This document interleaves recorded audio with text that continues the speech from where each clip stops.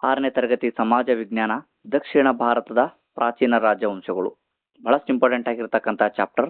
ಈ ಒಂದು ಚಾಪ್ಟರ್ ಮೇಲೆ 30 MCQ ಪ್ರಶ್ನೆಗಳು ಸ್ಪರ್ಧಾತ್ಮಕ ಪರೀಕ್ಷೆಗೆ ಬಹಳಷ್ಟು ಇಂಪಾರ್ಟೆಂಟ್ ಆಗಿರ್ತಕ್ಕಂಥದ್ದು ಇವುಗಳು. ಮೊದಲೇ ಪ್ರಶ್ನೆ ನೋಡ್ತೀವಿ. ತಮಿಳರ ಶ್ರೇಷ್ಠ ನೀತಿ ಗ್ರಂಥ ತಿರುಕುರಳ್. ಬಹಳಷ್ಟು ಇಂಪಾರ್ಟೆಂಟ್ ಆಗಿರ್ತಕ್ಕಂಥದ್ದು ತಿರುಕುರಳ್ ಅನ್ನು ರಚಿಸಿದವರು ಯಾರು ಅಂತಕ್ಕಂಥದ್ದು. ಆಯ್ಕೆಗಳು ನೋಡ್ತೀವಿ. ಇಳಂಗೋ, ಅಡಿಗಳ್, ಸಾತ್ನಾರ್, ಮಹಾಕವಿ, ತಿರುವಳುವರ್, ಕಣಂಗಿ ಅಂತ ಹೇಳಿ ನೋಡ್ತೀವಿ. ಹಾಗಾದ್ರೆ ಈ ಒಂದು ಪ್ರಶ್ನೆಗೆ ಸರಿಯಾದ ಉತ್ತರ ಬಂದ್ಬಿಟ್ಟು ಯಾವುದು ಅಂದ್ರ ಬಹಳಷ್ಟು ಇಂಪಾರ್ಟೆಂಟ್ ಆಗಿರ್ತಕ್ಕಂಥದ್ದು ಆಪ್ಷನ್ ನಂಬರ್ ಇ. ಇದಕ್ಕೆ ಸರಿಯಾದ ಉತ್ತರ ಮಹಾಕವಿ ತಿರುವಳುವರ್. ಬಹಳಷ್ಟು ಇಂಪಾರ್ಟೆಂಟ್ ಆಗಿರ್ತಕ್ಕಂಥದ್ದು ಮಹಾಕವಿ ತಿರುವಳುವರ್.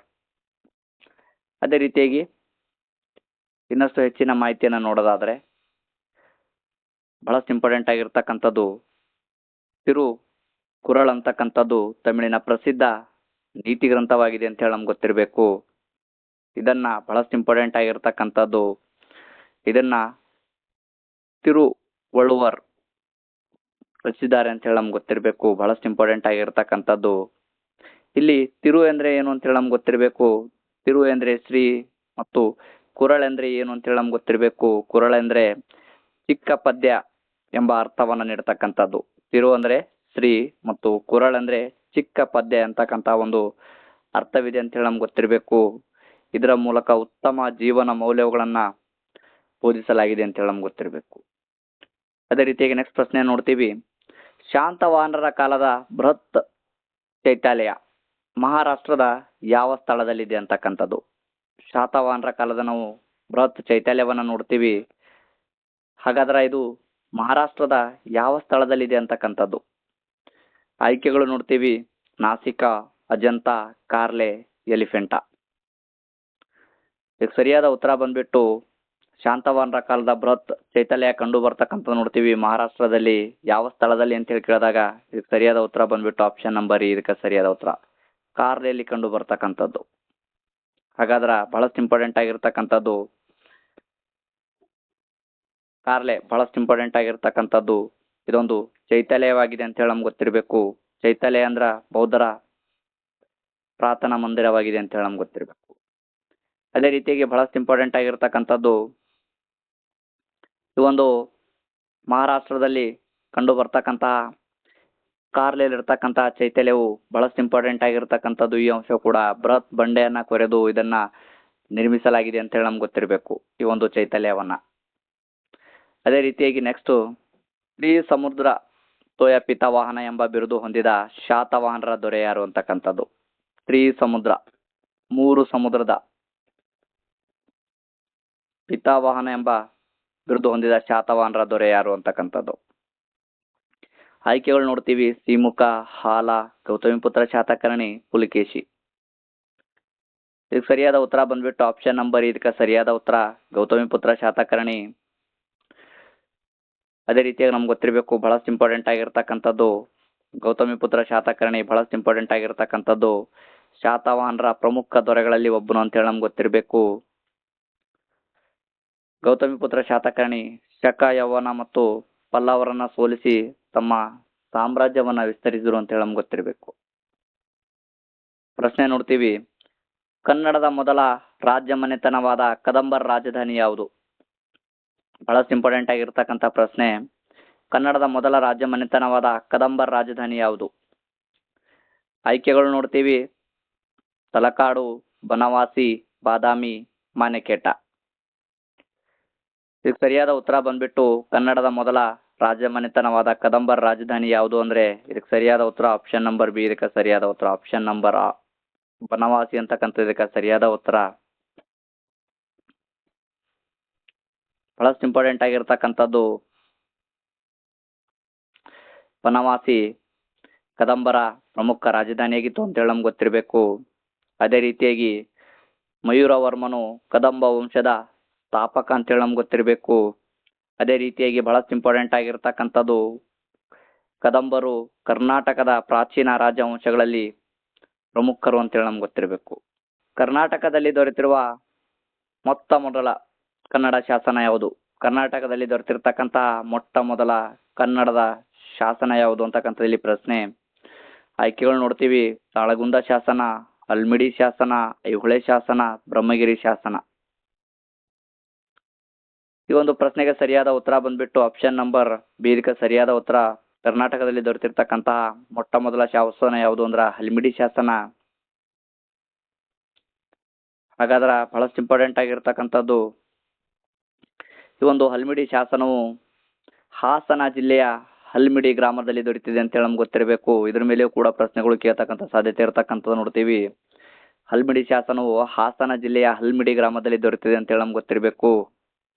ಇದು ಪ್ರಾಚೀನ ಕನ್ನಡ ಭಾಷೆ ಮತ್ತು ಲಿಪಿಯ ಬೆಳವಣಿಗೆನ ತಿಳಿಸ್ತಕ್ಕಂಥ ಒಂದು ಪ್ರಮುಖ ಶಾಸನವಾಗಿದೆ ಅಂತೇಳಿ ನಮ್ಗೆ ಗೊತ್ತಿರಬೇಕು. ಇದು ಪ್ರಾಚೀನವಾಗಿ ಬಹಳಷ್ಟು ಇಂಪಾರ್ಟೆಂಟ್ ಆಗಿರತಕ್ಕಂಥದ್ದು ಕನ್ನಡ ಭಾಷೆ ಮತ್ತು ಲಿಪಿಯ ಬೆಳವಣಿಗೆಯನ್ನ ತಿಳಿಸ್ತಕ್ಕಂಥ ಒಂದು ಪ್ರಮುಖ ಶಾಸನವಾಗಿದೆ ಅಂತೇಳಿ ನಮ್ಗೆ ಗೊತ್ತಿರಬೇಕು. ಅದೇ ರೀತಿಯಾಗಿ ನೋಡ್ತೀವಿ, ಇದು ಕೂಡ ಬಹಳಷ್ಟು ಇಂಪಾರ್ಟೆಂಟ್ ಆಗಿರ್ತಕ್ಕಂಥ ಪ್ರಶ್ನೆ.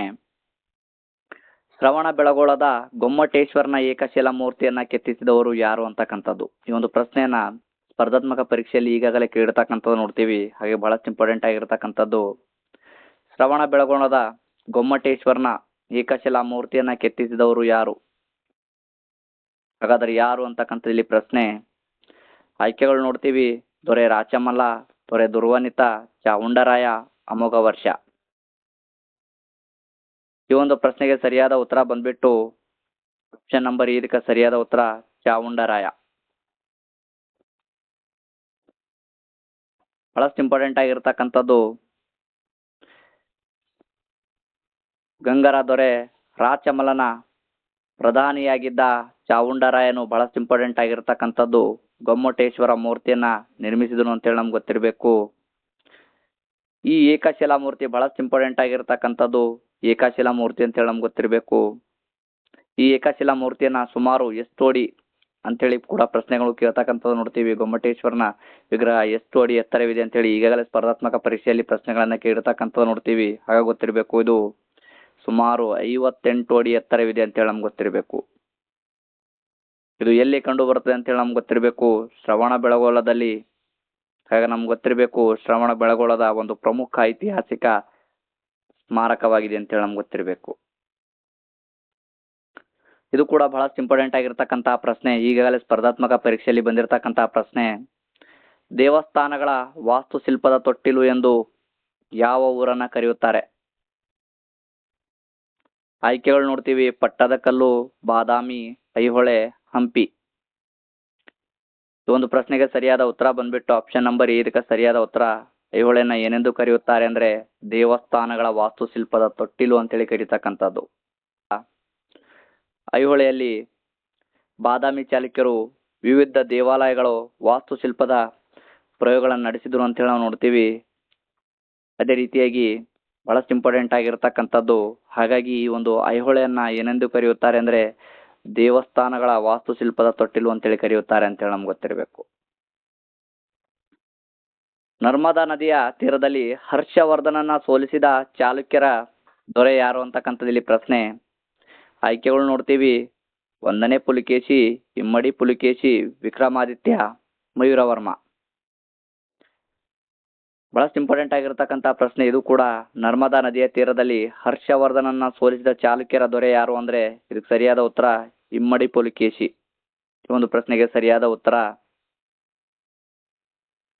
ಬಹಳಷ್ಟು ಇಂಪಾರ್ಟೆಂಟ್ ಆಗಿರ್ತಕ್ಕಂಥದ್ದು ಇಮ್ಮಡಿ ಪುಲಿಕೇಶಿಯು ಉತ್ತರ ಭಾರತದ ಬಹಳಷ್ಟು ಇಂಪಾರ್ಟೆಂಟ್ ಆಗಿರ್ತಕ್ಕಂಥದ್ದು ಉತ್ತರ ಭಾರತದ ಸಾಮ್ರಾಟರಾಗಿರ್ತಕ್ಕಂತಹ ಹರ್ಷವರ್ಧನನ್ನ ಎಲ್ಲಿ ಸೋಲಿಸಿದನು ಅಂದ್ರೆ ನರ್ಮದಾ ನದಿಯ ತೀರದಲ್ಲಿ ಸೋಲಿಸಿದನು ಅಂತೇಳಿ ನಮ್ಗೆ ಗೊತ್ತಿರಬೇಕು. ಈ ಒಂದು ವಿಜಯದಿಂದ ಇಮ್ಮಡಿ ಪುಲಿಕೇಶಿಯ ರಾಜಕೀಯ ಪ್ರಭಾವ ಬಹಳಷ್ಟು ಇಂಪಾರ್ಟೆಂಟ್ ಆಗಿರ್ತಕ್ಕಂಥದ್ದು ದಕ್ಷಿಣ ಭಾರತದಲ್ಲಿ ಮತ್ತಷ್ಟು ಬಲಶಾಲಿ ಆಯಿತು ಅಂತ ಹೇಳಿ ನಾವು ನೋಡ್ತೀವಿ. ಪ್ರಶ್ನೆ ನೋಡ್ತೀವಿ: ಪಲ್ಲವರ ರಾಜಧಾನಿ ಯಾವುದಾಗಿತ್ತು. ಹಾಗಾದ್ರೆ ಪಲ್ಲವರ ರಾಜಧಾನಿ ಮೇಲೆ ಪ್ರಶ್ನೆ ಕೇಳಿರ್ತಕ್ಕಂಥದ್ದು. ಆಯ್ಕೆಗಳು ನೋಡ್ತೀವಿ: ಮಧುರೈ, ಕಂಚಿ, ತಾಂಜಾವೂರು, ಮಹಾಬಲಿಪುರಂ.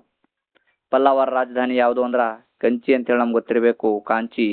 ಸರಿಯಾದ ಉತ್ತರ. ಬಹಳಷ್ಟು ಇಂಪಾರ್ಟೆಂಟ್ ಆಗಿರ್ತಕ್ಕಂಥದ್ದು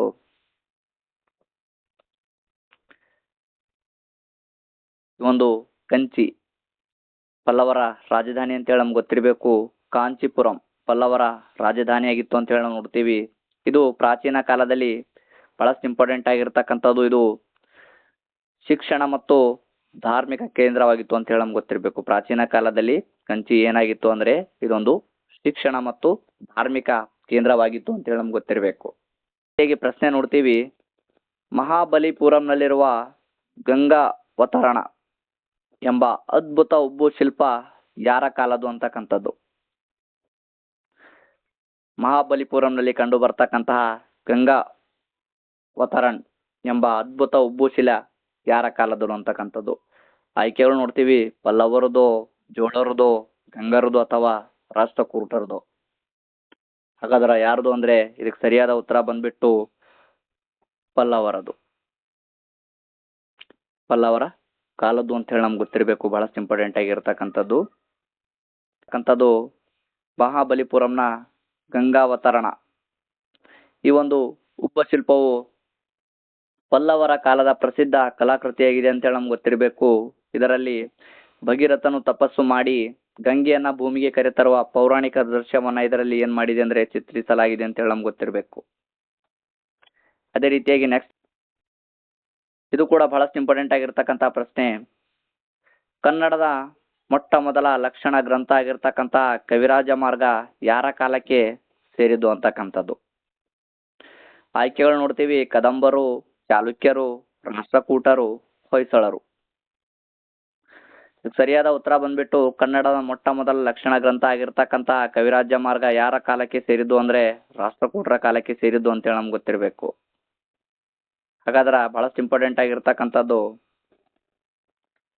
ಕವಿರಾಜ ಮಾರ್ಗವು ಕನ್ನಡದ ಒಂದು ಪ್ರಾಚೀನ ಪ್ರಮುಖ ಸಾಹಿತ್ಯ ಕೃತಿಗಳಲ್ಲಿ ಒಂದಾಗಿದೆ ಅಂತೇಳಿ ನಮ್ಗೆ ಗೊತ್ತಿರಬೇಕು. ಇದು ಬಹಳಷ್ಟು ಇಂಪಾರ್ಟೆಂಟ್ ಆಗಿರ್ತಕ್ಕಂಥದ್ದು. ರಾಷ್ಟ್ರಕೂಟ ದೊರೆಯಾಗಿರ್ತಕ್ಕಂತಹ ಅಮೋಘ ವರ್ಷ ನೃಪತುಂಗನ ಕಾಲಕ್ಕೆ ಸೇರಿದ್ದು ಅಂತ ಹೇಳಿ ನಮ್ಗೆ ಗೊತ್ತಿರಬೇಕು. ವಿಶ್ವವಿಖ್ಯಾತ ಎಲ್ಲೋರದ ಕೈಲಾಸ ದೇವಾಲಯವನ್ನ ಕೆತ್ತಿಸಿದ ರಾಷ್ಟ್ರಕೂಟದ ದೊರೆ ಯಾರು ಅಂತಕ್ಕಂಥದ್ದಲ್ಲಿ ಪ್ರಶ್ನೆ. ಆಯ್ಕೆಗಳು ನೋಡ್ತೀವಿ, 1ನೇ ಕೃಷ್ಣ, ಧ್ರುವ, 3ನೇ ಗೋವಿಂದ, ಅಮೋಘ ವರ್ಷ. ಸರಿಯಾದ ಉತ್ತರ ಬಂದ್ಬಿಟ್ಟು 1ನೇ ಕೃಷ್ಣ. ವಿಶ್ವವಿಖ್ಯಾತ ಎಲ್ಲೋರದ ಕೈಲಾಸ ದೇವಾಲಯವನ್ನ ಕೆತ್ತಿಸಿದ ರಾಷ್ಟ್ರಕೂಟರ ದೊರೆ ಯಾರು ಅಂದ್ರೆ 1ನೇ ಕೃಷ್ಣನ ಕಾಲದಲ್ಲಿ ಈ ಒಂದು ದೇವಾಲಯವನ್ನ ನಿರ್ಮಿಸಲಾಗ್ತಕ್ಕಂಥ ನೋಡ್ತೀವಿ. ಬೃಹತ್ ಬಂಡೆಯನ್ನ ಮೇಲಿನಿಂದ ಕೆಳಗೆ ಕೊಯ್ದು ಈ ಒಂದು ಏಕಶಿಲಾ ಬಹಳಷ್ಟು ಇಂಪಾರ್ಟೆಂಟ್ ಆಗಿರ್ತಕ್ಕಂಥದ್ದು ಏಕಶಿಲೆಯಲ್ಲಿ ನಿರ್ಮಿಸಿದ ದೇವಾಲಯ ಅಂತ ಹೇಳಿ ನಮ್ಗೆ ಗೊತ್ತಿರಬೇಕು.